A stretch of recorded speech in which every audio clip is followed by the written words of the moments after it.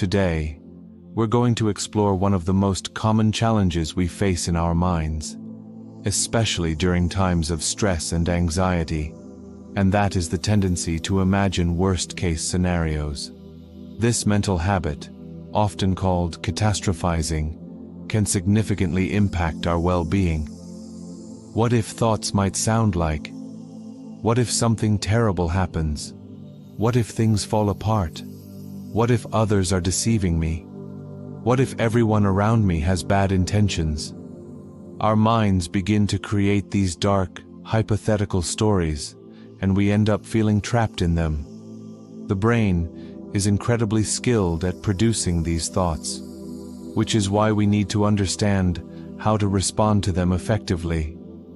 We don't constantly have these kinds of thoughts, but when they do show up, they can be overwhelming and painful. That's where mindfulness, a key part of Buddhist practice, becomes very helpful. In Buddhism, mindfulness is known as sati, a practice of bringing your attention to the present moment and seeing reality clearly. When we truly see reality as it is, we begin to understand a powerful truth. Everything is subject to change.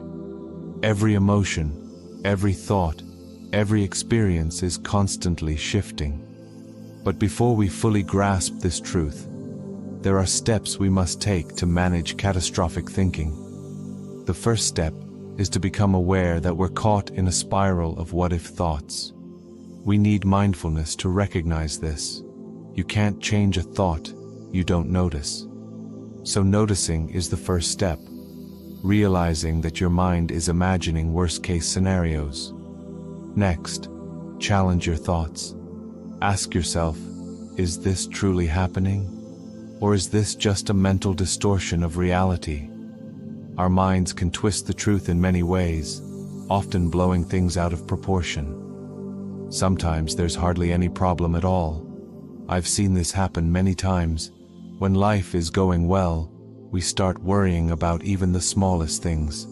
By asking, is this real, or is it just my mind exaggerating? You bring yourself back to the present. You begin to see that most of the time, your worries are not grounded in reality. In fact, 99% of our mental suffering often comes from our imagination, not actual events. Once you've questioned the thought, ask yourself, what can I actually do about it? Is there something I can control? Understanding the difference between what's within your control and what isn't is key. If you can act on it, take action. If it's out of your hands, practice letting go and acceptance. Once you reach this stage of awareness, you can add mindfulness techniques into your life. One simple and effective practice is mindful breathing, focusing on your in-breath and out-breath.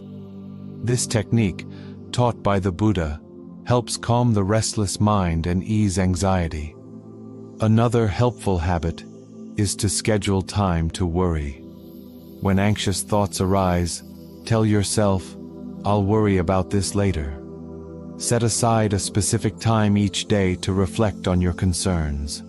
When that time comes, sit down, examine your thoughts, and assess them with clarity. Not to overthink, but to understand what's real and what's not.